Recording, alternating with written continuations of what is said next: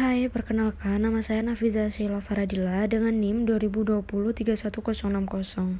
Di sini saya akan menceritakan sejarah dari pahlawan Kiai Haji Mas Mansur. Kiai Haji Mas Mansur adalah arek Surabaya, kelahiran Kampung Sawahan yang sekarang bernama Kampung Baru Nur Anwar pada tanggal 25 Juni 1896. Ia adalah putra Kiai Mas Ahmad dari keluarga pesantren Sidoresno, Surabaya. Ibunya bernama Ramlah. Pendidikan Mansur dimulai dengan belajar pada ayahnya sendiri. Kemudian belajar pada Kiai Colil di Kademangan, Bangkalan, Madura. Umur 12 tahun, ia dikirim oleh ayahnya ke Mekah untuk belajar pula. Belum lama di sana, terjadilah peristiwa politik di negeri Saudi Arabia dan semua orang asing diperintahkan oleh Raja Syarif Hussein di Mekah agar meninggalkan kota itu. Mansur berangkat ke Mesir karena ingin meneruskan pelajaran di Universitas Al-Azhar. Namun, ayahnya tidak menyetujuinya karena menganggap Mesir adalah tempat plesir dan maksiat. Di Mesir, tidak menerima kiriman uang dari ayahnya sehingga hidup dari dana-dana dan makan pun di masjid. Untung, hal yang demikian tidak berlangsung lama. Ayahnya kemudian berubah pendapat dan mau mengirimkan belanja kepadanya. Selama di Mesir, banyak membaca buku-buku sastra barat yang diterjemahkan ke dalam bahasa Arab. Di sana menyaksikan pula tumbuhannya nasionalisme dan hal ini membekas dalam jiwanya. Ia belajar di Al-Azhar kurang lebih dari 3 tahun lamanya. Selama di Mesir, berkesempatan mengunjungi beberapa negara Islam, antara lain meninjau pesantren Syanggit di Tripoli yang amat berkesan di hatinya. Berhubung dengan berkecamuknya Perang Dunia I, dipanggil pulang oleh ayahnya. Dalam perjalanan pulang, bermukim lagi 1 tahun di Mekah. Pada tahun 1915, tiba kembali di tanah airnya. Ia segera disibukkan oleh berbagai kegiatan dalam pergerakan agama, bahkan politik pula. Sebagai ulama, dikenal ahli ilmu tasawuf, ilmu tauhid, ilmu kalam, falsafah, dan mantik.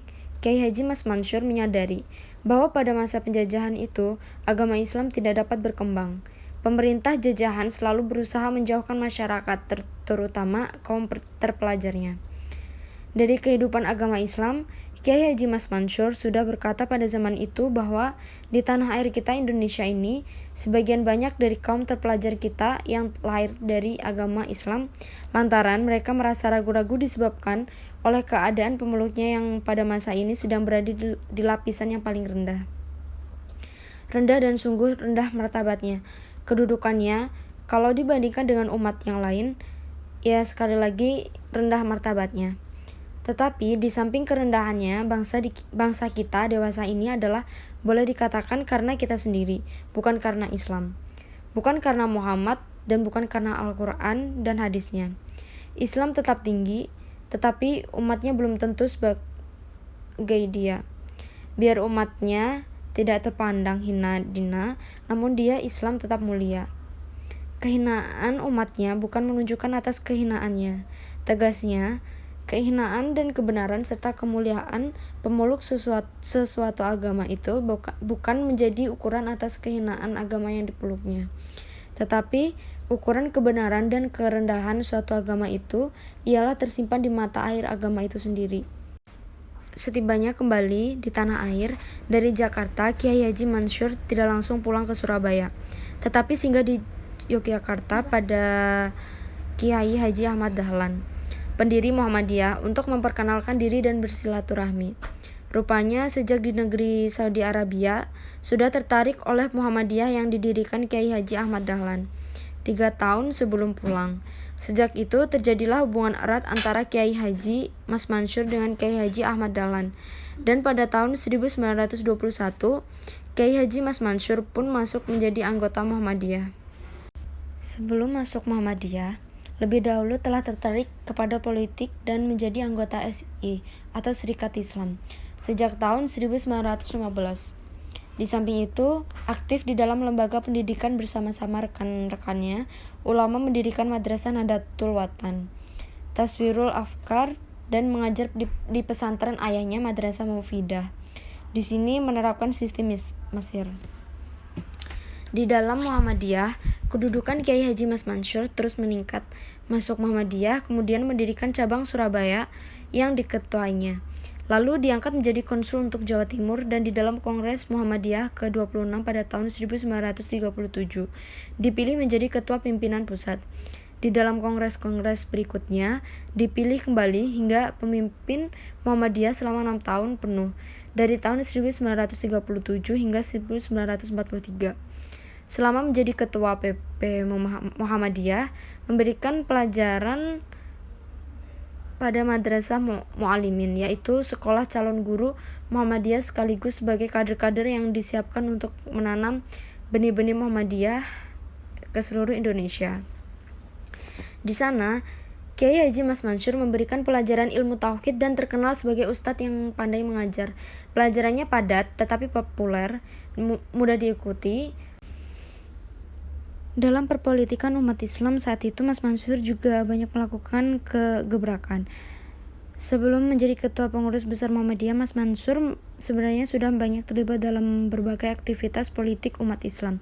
Setelah menjadi ketua pengurus besar Muhammadiyah, ia pun mulai melakukan gebrakan politik yang cukup berhasil bagi umat Islam dengan memprakarsai berdirinya Majelis Islam Ala Indonesia (MIAI) bersama Hasyim Asy'ari dan Wahab Hasbullah. Yang keduanya dari Nahdlatul Ulama. Ia juga memprakarsai berdirinya Partai Islam Indonesia bersama Dr. Sukiman Widijasanjaya sebagai perimbangan atas sikap non-kooperatif dari Partai Syarikat Islam Indonesia. Demikian juga ketika Jepang berkuasa di Indonesia, Mas Mansur termasuk dalam 4 orang tokoh nasional yang sangat diperhitungkan, yang terkenal dengan 4 serangkai, yaitu Soekarno, Muhammad Hatta, Kiai Haji Dewantara, dan Mas Mansur. Keterlibatannya dalam 4 serangkai mengharuskannya pindah ke Jakarta, sehingga ketua pengurus besar Muhammadiyah diserahkan kepada Ki Bagus Hadikusumo.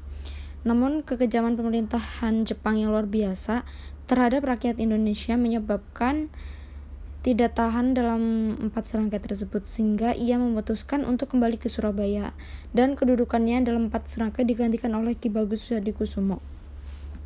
Ketika pecah Perang Kemerdekaan, Mas Mansur belum sembuh benar dari sakitnya.